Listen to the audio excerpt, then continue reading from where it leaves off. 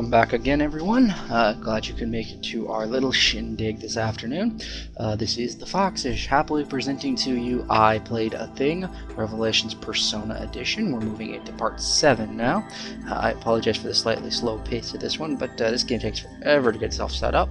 Eventually it will open up, and I'll be skipping a lot of time for combat sequences and probably some segments for dungeon running, so let's get back into this. When last we were watching our little video here, the gang, now featuring Ellen from the hospital, had arrived at the shrine where Mary's mother works. Ellen had, in her ever-so-flighty nature, noticed a butterfly. Yuki says there's something weird about it. There is. Let's see what it is.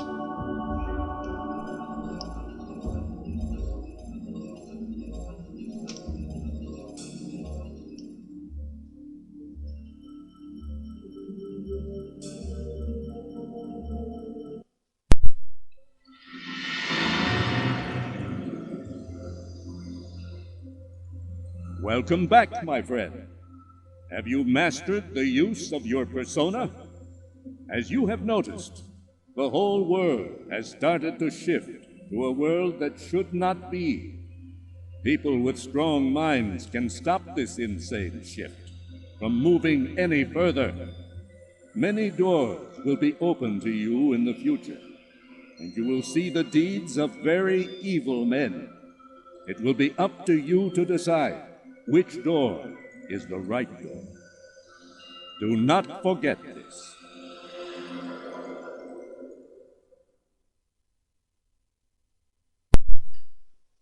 Philemon is kind of representative of a running trend in a lot of the Megami Tensei games, where there's a neutral party that's completely supernatural, but refuses to actually do much other than help humanity make the decision on the future for themselves.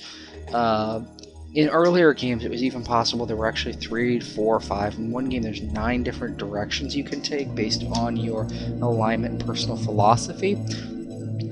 Shin Megami Tensei 2 is actually quite famous for its ending, where if you take a particular path, you can kill an enemy named Yahweh, which, if anyone out there knows a little bit of their old, I believe that's, I don't know what language, Hebrew. Your old Hebrew? That's God. You kill God. It's one of the many reasons the game was never even considered for translation back in the 90s. It had you infrequently fighting very, very specific holy entities from, religion all over the world. It was not being sensitive, it just used names and approached them from a relatively clinical standpoint, where religion was neither good nor bad. It was all in how you as the character approached it. Very unique, very interesting, very Japanese. Back into the game, though. Nancy, Mary's mother, is awake now.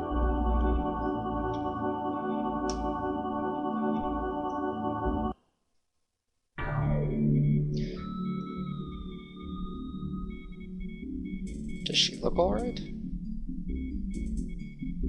The first mention of Guido. And Seabeck Corp again, too.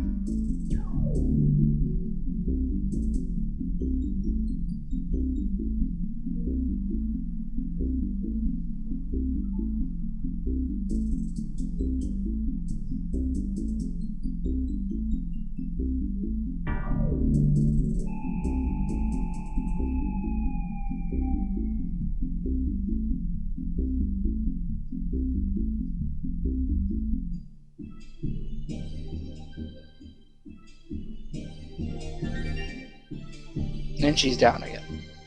She's actually established where you're going to go for the next portions of the game there.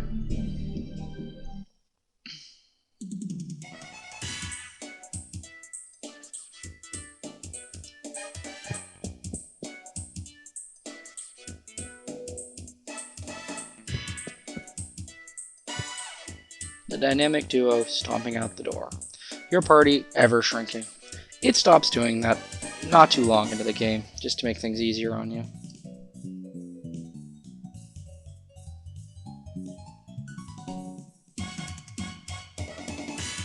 Okay. Restructure your party again.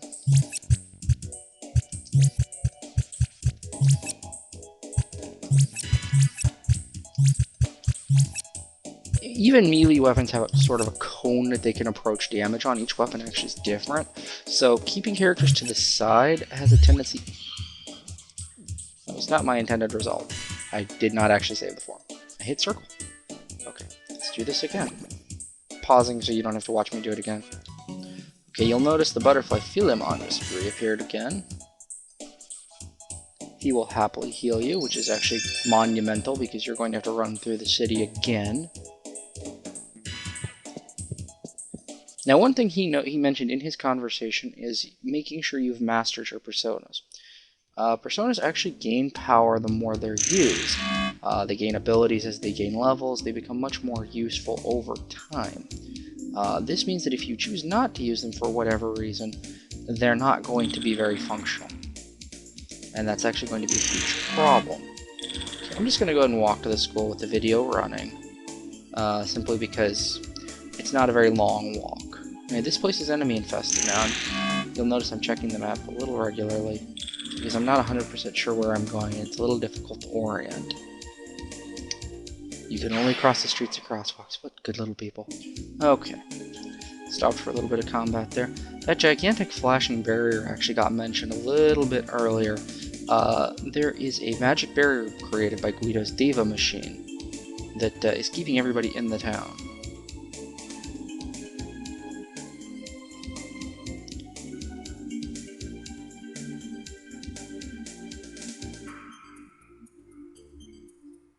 Okay, and we're back at St. Hermelin.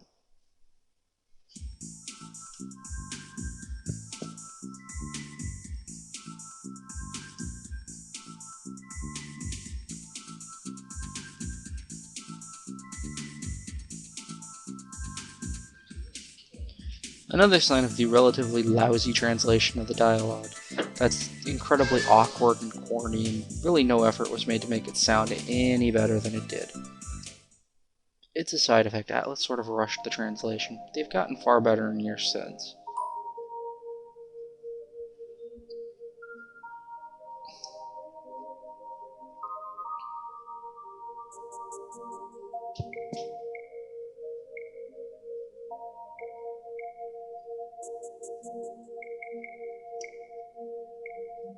Remember the hole in the wall we saw very briefly?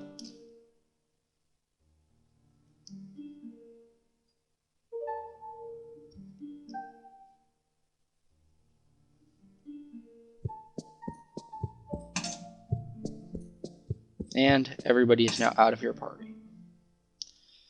You never now get Yuki back. In the Japanese version, there's a quest called the Snow Queen's Quest, which forks the back end of the game into a completely different sequence. And Yuki takes over, and that Mark and Nate go off in a completely different direction. Or either, it might be just Mark. And Yuki joins on, you fight through a very large dungeon. It was completely cut in the American version simply because the Japanese players thought it was very, very, very cruel. We're talking about a 16 to 18 hour dungeon, multiple segments, and maybe 2 or 3 save points in the whole place. You can die very easily and end up repeating a lot of it. So from what I've read, there are scraps of translation in the American ROM, or American disk image rather, indicating that they at least started translating it and never finished it. There's a hack circulating, or there used to be, that would actually re-enable the entirety of the Snow Queen quest, bring Yuki back into the party, so on and so forth. The major problem was it was not completely translated, and because of some desynchronicity between the way the combat and such is structured in the Japanese version and the way it's worked in the American version, American combat is less common, slightly easier, and involves more experience per level, or per fight. Basically, they ran into a situation where because it's not quite lined up, it hangs really badly. It's really unfinishable, there's no point, the ending doesn't work, so you're really kind of wasting your time. It is a very interesting thing that's incredibly hard. It's kind of like the Dungeon of 1,000 Trials or the 100-story dungeon or things that have happened in games like Dark Cloud and a couple of others. Just super amazing bonus feats that only the hardest of the hardcore can actually finish. Alright, we're at the 10-minute mark, so I'm going to go ahead and call it there. When we come back, we're going to re-explore St. Hermelin, look at the hole in the wall, meet one of the characters that nobody knows is actually from another SMT game, and then we're going to go see the police station. See you then.